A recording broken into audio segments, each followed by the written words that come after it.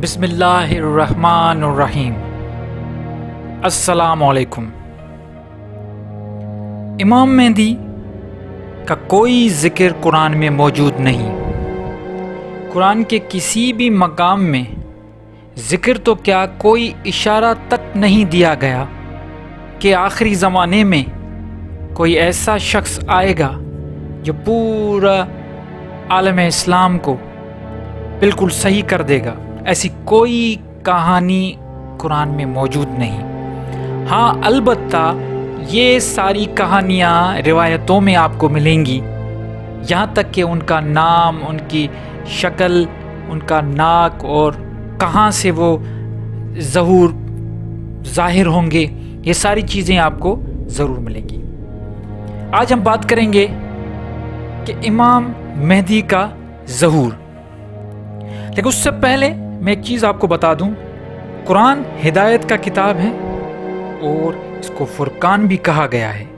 ایک لارے کتاب کے آنے کے بعد اور آخری نبی کے بعد رسالت اور ہدایت کا سلسلہ اب تمام ہوا، جب اللہ خود قرآن میں فرماتا ہے کہ میں نے آج تمہارے لیے دین اسلام پسند کیا اور دین مکمل ہوا۔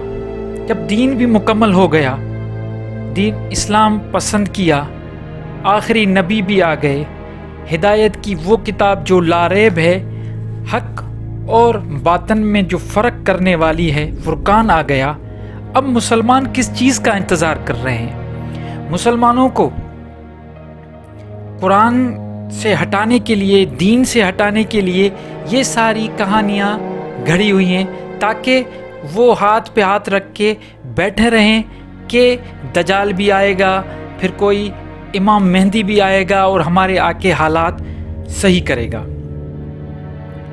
ایسا کہیں پہ بھی لکھا ہوا نہیں ہے۔ ہاں، یہ امام مہدی جیسا ہی تصور آپ کو دوسرے مذاہب میں بہت ملے گا۔ جیسا ہندو مت میں کہا جاتا ہے کہ کل کی اوتار آئے گا، ایک کل کی اوتار آئے گا، ایک پرسنالٹی جو آ کے سماج میں، جو ہندو دھرم کا جو سماج ہوگا اس میں آ کے جو برائیاں ہوں گی وہ ختم کر دے گا اور سب کچھ اچھا ہو جائے گا۔ بالکل اسی طرح یہودیوں کے پاس کوئی مسیحا آئے گا، عیسائیوں کے پاس حضرت عیسیٰ آئیں گے، اور مزے کی بات مسلمانوں کو تو یہ بتایا گیا ہے کہ عیسیٰ بھی واپس آئیں گے، دجال بھی آئے گا، پھر امام مہدی بھی آئے گا، آجوج ماجوج بھی آئیں گے۔ یہ ساری کہانیاں بتا کے مسلمانوں کو انتظار میں بٹھا دیا گیا ہے۔ اب مسلمان انتظار میں بیٹھے ہوئے ہیں کہ ہمارے حالات کوئی دوسرا آ کے صحیح کرے گا۔ کتنے افسوس کی بات ہے، قرآن میں شیطان نے مہلت لی ہوئی تھی اللہ سے کہ مجھے قیامت تک مہلت دو، میں جو تمہارے بندے ہوں گے ان کو بھٹکانے کی کوشش کروں گا، لیکن جو تمہارے ہوں گے وہ تو نہیں بھٹکیں گے، لیکن جو میرے مرید ہوں گے وہ قیامت تک میں ان کو بھٹکاتا رہوں گا۔ اور یہ کھلا چیلنج کیا تھا شیطان نے اور بہت حد تک کامیاب بھی ہوا۔ اس کے مقابلے میں اللہ تعالیٰ نے ہمیں قرآن بھیجا، ہدایت بھیجی، تاکہ ہم قرآن کو پڑھ کے جو بھی اپنے مسئلے مسائل ہیں وہ حل کریں۔ اب ہمیں یہ بتایا گیا ہے کہ یہ امام مہدی کے ظہور کی جو کہانی ہے، یہ مزے کی بات ہے کہ ایک تو قرآن میں تو ہے ہی نہیں کہیں پہ، لیکن یہ آپ کو حدیثوں میں بھی نہیں ملیں گی۔ ہاں، صحیح بخاری میں بھی نہیں ملیں گی، لیکن کچھ ضعیف روایت ہیں وہاں پہ آپ کو ملیں گی۔ وہاں پہ ان کا نام عبداللہ بتایا گیا ہے، محمد بتایا گیا ہے وہاں پہ ان کا نام، اور یہ بھی بتایا گیا ہے کہ خراساں سے نکلے گا اور اس کا ناک بڑا لمبا ہوگا۔ اس قسم کی بہت ساری کہانیاں بتائی گئی ہیں، لیکن ایک طرف شیطان اپنا کام کر رہا ہے اور ہم ہاتھ پہ ہاتھ باندھ کے بیٹھے ہوئے ہیں کہ کوئی باہر سے آ کے ہمیں بچائے گا۔ ایسا کچھ نہیں ہوگا۔ قیامت تک یہ قرآن آپ کے پاس، آپ کے گھروں میں موجود ہے، یہی آپ کو ہدایت دے گا۔ مہدی کا مطلب ہوتا ہے ہدایت یافتہ۔ اب ہمیں خود ہدایت یافتہ بننا ہے. جب ہم اہدنا الصراط المستقیم کہتے ہیں، اس کا مطلب ہے کہ ہمیں ہدایت دے، ہمیں ہدایت والا بنا.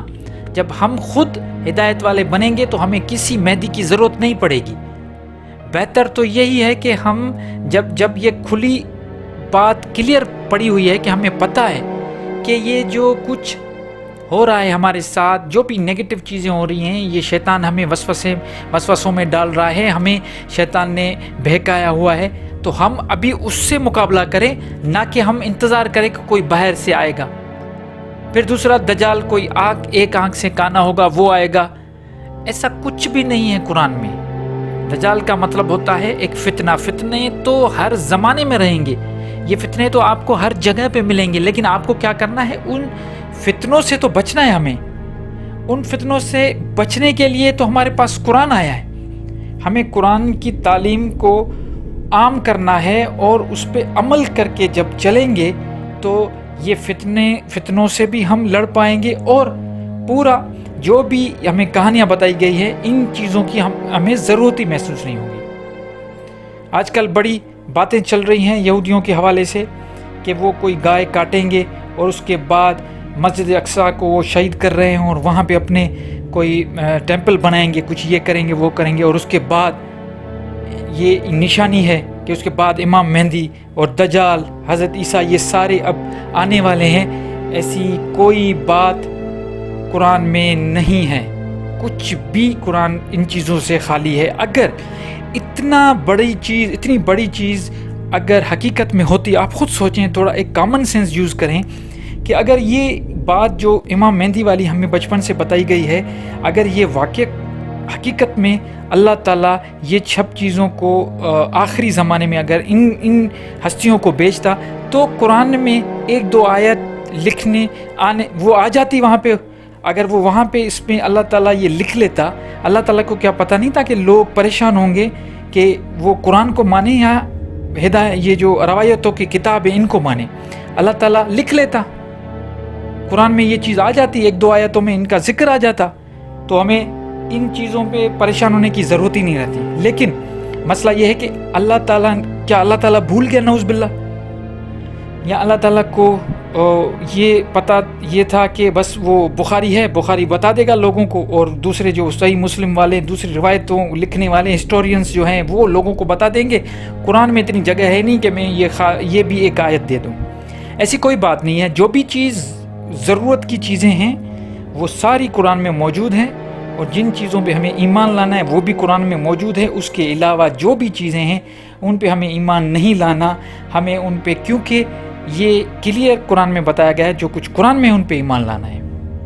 تو امام مہدی کے بارے میں اپنے ذہن بالکل صاف کر دیں. دجال، امام مہدی، عیسیٰ، یہ سارے ذہن بالکل صاف کر دیں. ایسی کوئی کہانی، ایسی کوئی بات قرآن میں موجود نہیں ہے. امید کرتا ہوں آپ کو بات جو ہے وہ کلیئر ہو گئی ہوگی. اور بہت سارے ایسے بھی ہوں گے جو ابھی مجھے گالیاں بھی سن کے، یہ سارا جو میں نے ابھی بیان کیا وہ سن کے اس کے بعد گالیاں بھی دے رہے ہوں گے، اور اپنے طور پہ دلیلیں بھی نکال رہے ہوں گے، سوچ رہے ہوں گے کہ فلاں حدیث میں فلاں یہ جگہ لکھا ہوا ہے. میں پہلے ہی کہہ چکا کہ اگر آپ کو دلیل دینی ہے تو قرآن سے مجھے دلیل دے کے بتائیں کہ قرآن میں موجود ہے یا نہیں موجود. تو یہ دلیلیں اپنے پاس رکھیں. مجھے کوئی کسی کے ساتھ بحث کرنے کی ضرورت نہیں ہے. میں اپنا فہم بتاتا ہوں، اپنی چیزوں جو میں اپنی ریسرچ کرتا ہوں. قرآن کا اسٹوڈنٹ ہوں، تو ظاہر سی بات ہے میں اپنی قرآن کی جو بھی میری ریسرچ ہوتی ہے وہ آپ سننے والے جو بھی ہیں، مجھے ماننے والے، مجھے دیکھنے والے، مجھے فالو کرنے والے جو بھی ہیں، میں ان کے لیے یہ کام کرتا ہوں تاکہ ان کے ذہن میں یہ جو کہانیاں ہیں یہ میں دھیرے دھیرے کر کے آہستہ آہستہ یہ ساری چیزیں ان کی ڈیلیٹ کروں، تاکہ وہ اصل جو قرآن کا جو اصل جوہر ہے، جو اصل پیغام، جو اصل مقصد ہے، ان کی طرف آئیں. تو مجھے اپنی دعا میں یاد رکھیے گا. کیسا لگا آپ کو یہ آج کا بیان؟ مجھے ضرور اپنی رائے سے، قیمتی رائے سے آگاہ کیجیے گا. نئے ٹاپک کے ساتھ حاضر ہوں گا، تب تک کے لیے مجھے اجازت دیجیے. اللہ نگہبان.